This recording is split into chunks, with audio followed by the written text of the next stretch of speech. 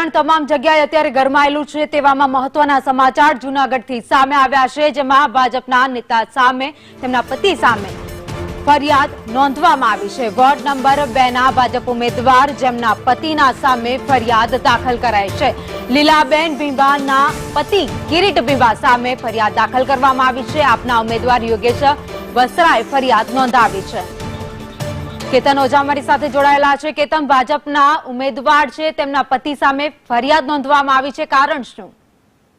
ખાસ કરીને ward number 2 ના જે આમ આદમી પાર્ટીના ઉમેદવાર છે યોગેશ વસરા, તેમણે આ ફરિયાદ નોંધાવી છે। વોર્ડ નંબર 2 ના જે ભાજપના ઉમેદવાર છે લીલીબેન બીંબાના પતિ કિરીટભાઈ બીંબા સામે આ ફરિયાદ નોંધવામાં આવી છે। ખાસ કરીને આચારસંહિતા લાગુ હોવાને કારણે જે પ્રત્યક્ષ ઉમેદવાર હોય છે તેની ઘરે જે સત્તા અપક્ષના ઉમેદવાર છે તેની ઘરે જઈને તેમને ધાક ધમકી આપી હોવાની જે છે તે ઓડિયો ક્લિપ પણ તેમને રજૂ કરી છે। ખાસ કરીને કિરીટ બીંબાએ યોગેશ વસરાને ફોર્મ પરત ખેંચી લેવા માટેની ધમકી આપી હોવાની તેઓએ ફરિયાદમાં નોંધ કરી છે। જિલ્લા ચૂંટણી અધિકારીને પણ આ અંગેની જે છે તે ફરિયાદ દાખલ કરવામાં આવી છે। જી, આભાર માહિતી માટે।